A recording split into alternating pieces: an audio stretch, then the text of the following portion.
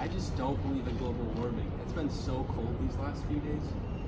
Actually, the cold winter doesn't discredit anything scientists know and believe about global warming, but it actually supports their claims.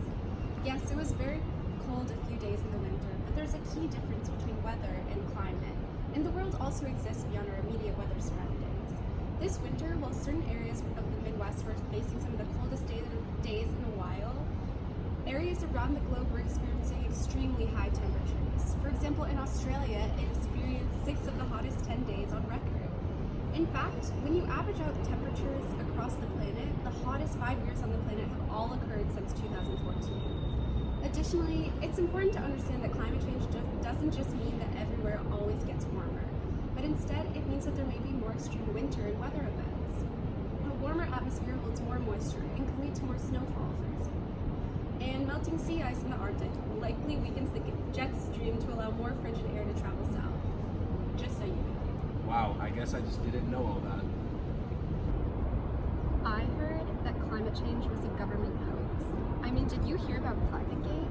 They were trying to suppress information and change data to change the public's mind.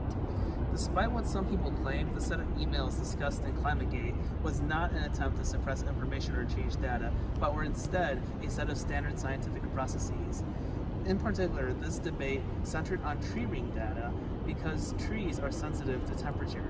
Scientists use this to reconstruct temperatures thousands of years ago, but since 1960, tree ring data has diverged from temperature change. This does not mean, however, that climate change research is based off of bad evidence, but instead there are many reasons tree rings have started to diverge from data in 1960. There have been significant droughts and sulfur dioxide may have influenced tree growth. Even more importantly, however, scientists didn't try to hide this information. Tree ring divergence has been discussed in literature since 1995. Scientists are not fabricating information about climate change. There's like no way that humans can cause climate change. Well, actually, did you know that humans are currently emitting around 30 billion tons of CO2 into the atmosphere? Fossil carbon is also building up in the atmosphere. Oh yeah, and corals also show that fossil carbon has recently risen sharply. Chlorofluorocarbons were created by humans, are greenhouse gases, and have also contributed to the destruction of the ozone layer.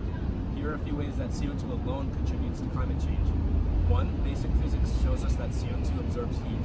Next, monitoring climate conditions to find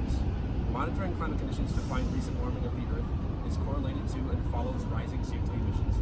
And lastly, chemical analysis of the atmospheric CO2 that reveals the increases coming from burning fossil fuels.